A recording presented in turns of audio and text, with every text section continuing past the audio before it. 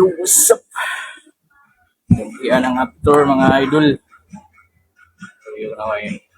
Mag-iita na yun site. Si G.M. Sabal. So, may shoutout niya. Tatlo daw pamilya. Basta na yung BP dito. Okay, yung BP. Nag-ipon ba? Yo, what's up mga lods? Isang mapagpalang araw sa ating lahat. Sa video ito mga lods, mag-system reprocess ta na isang Colin na window type aircon inverter. Ayan. Dati nung nakarang linggo nag-i-error to siya ng A5 pero na-refer na natin tapos pinagana tinesting ng customer at iyon ang problema, hindi siya lumalamig. Kaya alright, samahan niyo ako mga lods, i-system reprocess to. Alright, Unang procedure natin,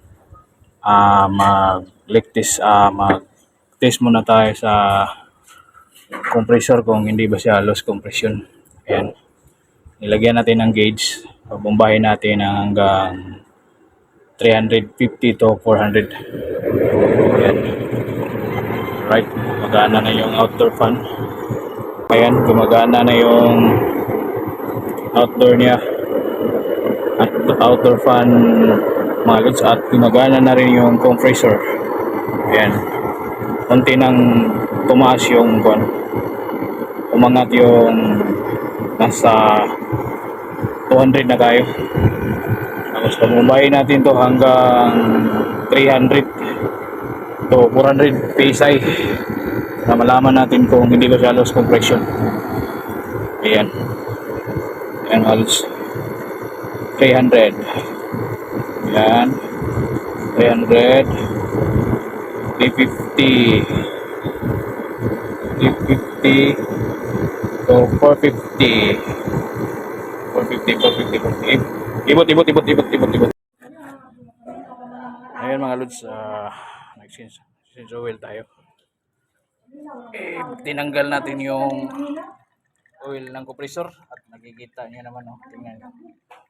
Kakaiba na yung kulay mantika na.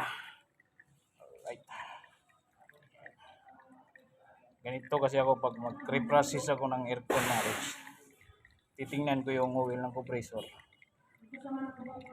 Kung medyo hindi pa ganito yung kulay, hindi ko na siya tatanggalin, pero mas mainam na rin tanggalin, palitan na ng bago kasi useless din yung ma-flashing ka sa system tapos yung oil ganun pa rin yung sa compressor, wala rin yung silbi. Kaya para isang gawaan na talaga, mainam mag-change oil tayo tapos mag-flashing tayo ng R141B sa evaporator at saka sa condenser para malinis talaga yung system niya. at yun na nga mga lods, nag-flashing na tayo ng R141B. Ayan, inuna natin yung condenser. Ayan, kitang-kita naman yung gaano kadumi yung nailabas natin sa galing sa loob ng piping.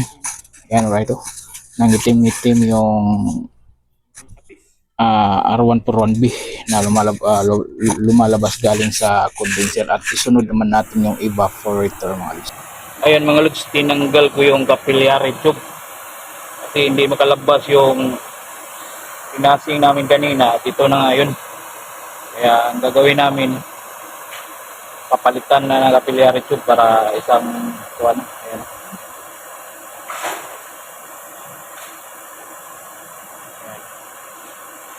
Mampas yung dumi niya mga lods. Yan na tayo mga lods. Testing na tayo. Yan, pinalitan na natin ang capillary mga lods kasi nag-flashing tayo ng R141B, hindi nakayanan, hindi talaga makalabas yung mantika sa evaporator. Tapos ito, nag-test run na tayo, may 130 tayo na 130 PSI. Tapos yung actual running ampere natin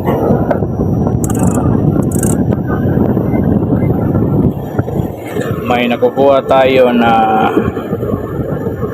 4.9. Okay lang yan mga lods. Matagal-tagal na ito nakaandar. Mamaya ipaslak na natin doon sa lagayan. Alright. Shout out ko sa akong mga followers dyan.